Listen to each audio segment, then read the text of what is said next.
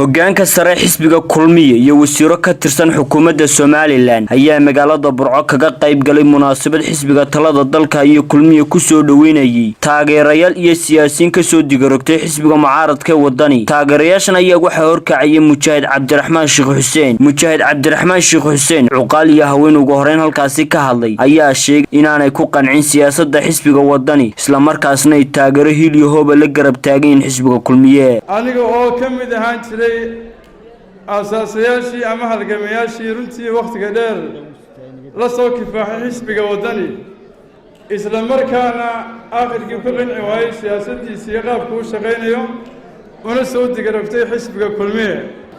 xafladani waxay jebisay xuduudihii uu dhigtay xisbiga wadani ee uu ku xeelay galbeedka magaalada oo uu runtii in badan ku naaloonayay ama isugu sheekeynayay inay yihiin xuduudaan cidi jebi karayn. waxaanu caddaynay xuduudeennii waxaan leenahay dadku mabda bay ku raacayaan, dadka qabiil laysku raaci maayo. waa soo kulmiye ma nihin, kulmiyaan nahay kumaanaan raacin qabiil.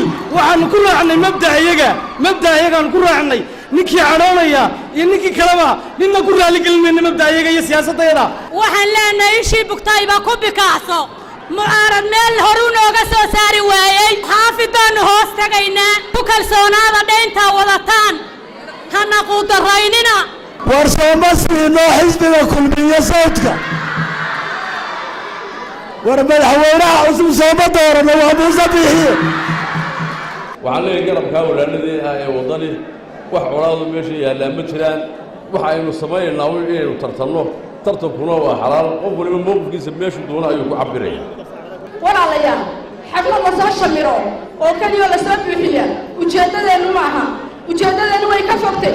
ujeeddadeennu waxa weeye inaynu codkeenna ku hubsanno oo aynu dooranno xisbigaa waxqabtay, xisbiga waxqabadka ee ninka maanta soo socdaana insha allahu tacaala uu waddadii qaadi doono. waanu inoo qoray qorshihiisii uu caddeeyey. waxaan u sheegaynaa maanta in beesha halkan joogta ay jebisay gidaarkii qabyaaladda una guurtay geedigii dimuqraadiyadda.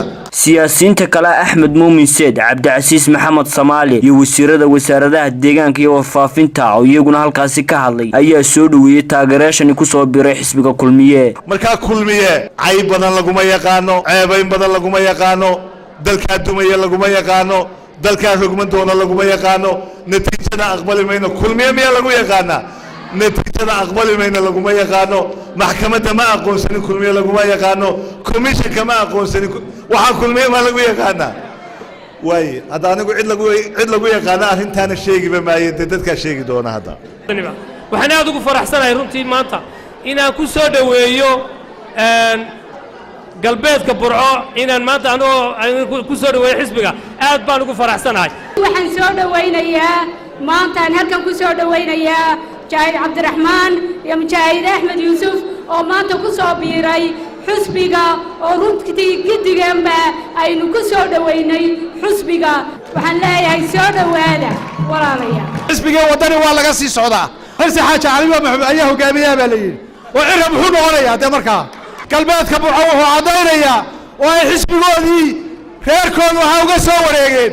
waxay doonayaan nin dalkan difaaca, nin farmaajo u jawaaba, nin farmaajo la hadla, nin xabadda u soo galay, nin Mujaahid Maxamed Kaahir oo kale ah. ugu dambeyntii madashani waxaa soo afmeeray gudoomiye ku-xigeenka koowaad ee xisbiga kulmiye Mujaahid Maxamed Kaahir Axmed waxaanu tilmaamay mujaahidnimadiisaan Cabdiraxmaan ku soo dhaweynaynaa, qiimaha uu leeyahay baan ku soo dhaweynaynaa, baaxadda iyo taageerayaasha maxaanku dhahdaayey taageersan baan ku soo dhawaanaynaa. xisbigaan ka wada mid nahay, taladiisaynu ka wada mid nahay, arrinkiisaynu ka wada mid nahay. Jaamac Salaaban Cumar, TV-ga caalamiga SBC magaalada Burco.